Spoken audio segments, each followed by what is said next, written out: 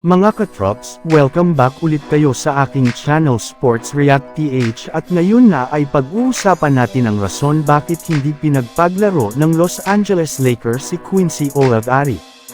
Pag-uusapan na rin nga natin ngayon dito sa ating panibagong video ang balitang apat na kupunan na nga daw po ang kinakausap ngayon ng Los Angeles Lakers para lamang makagawa sila ng trade.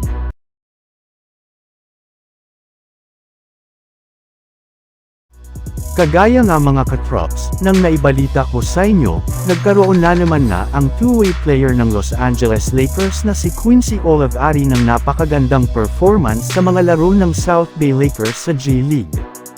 Kaya kapag nagpatuloy pa nga ang kanyang pagiging consistent ay hindi nga malabo na bigyan na siya ng pagkakataon ni Coach JJ Redick na maglaro sa kanilang mga susunod na game lalo pat napatunayan nito na meron siyang kakayahan na makatulong kina Anthony Davis at LeBron James.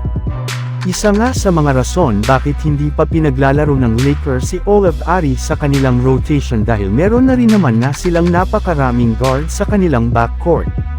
Pero ayon nga sa isang source, once nga daw po natanggalin o trade ng Lakers si Gabe Vincent sa kalagitnaan ng regular season dahil sa malamayan nitong performance ay dyan na nga papasok ang tuluyan ng paggamit sa kanya ng Coach JJ Redick bilang kanilang bagong backup point guard.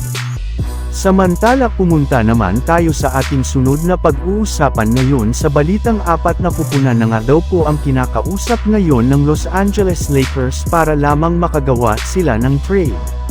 Napag-usapan na nga natin mga katrops, na hindi na nga kontento pa ang Los Angeles Lakers sa kanilang kasalukuyang lineup since napatunayan na nga nila na hindi ito sapat para matalo ang Denver Nuggets at iba pang mas malalakas na contender.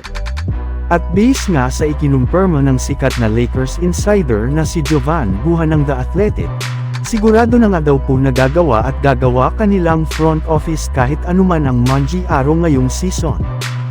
In fact, ibinulgar nga nito na 4 hanggang sa 6 na teams nga ang inaasahan na daw pong kakausapin ng kanilang general manager na si Rob Pelinka bago ang trade deadline.